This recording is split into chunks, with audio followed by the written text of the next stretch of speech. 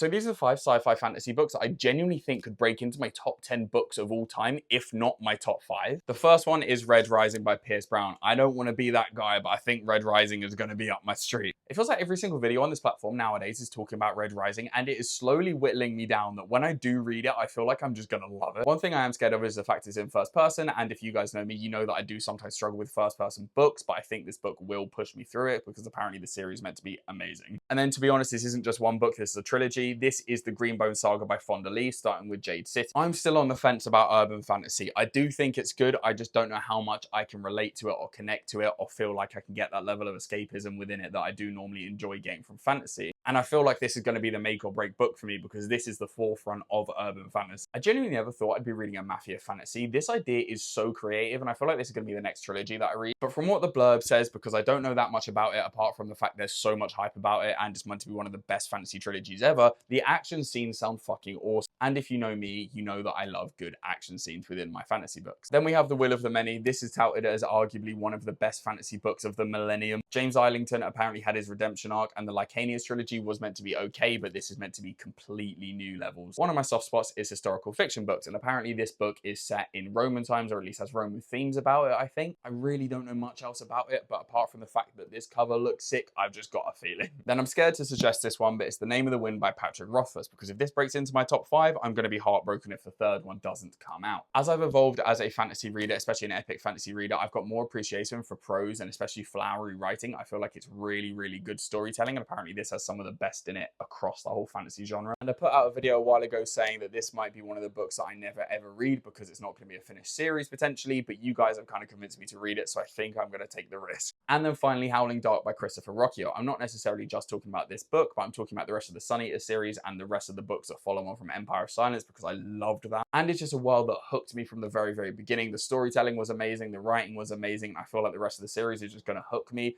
break me, hurt me, but I'm going to love it the whole way. So those are the 5 sci-fi fantasy books that I genuinely think have a chance at breaking into my top 10 books, if not my top 5 books of all time. Let me know, are there any books that I'm missing at any of these in your top 5 books at all? Make sure to like, make sure to follow, and happy goddamn reading.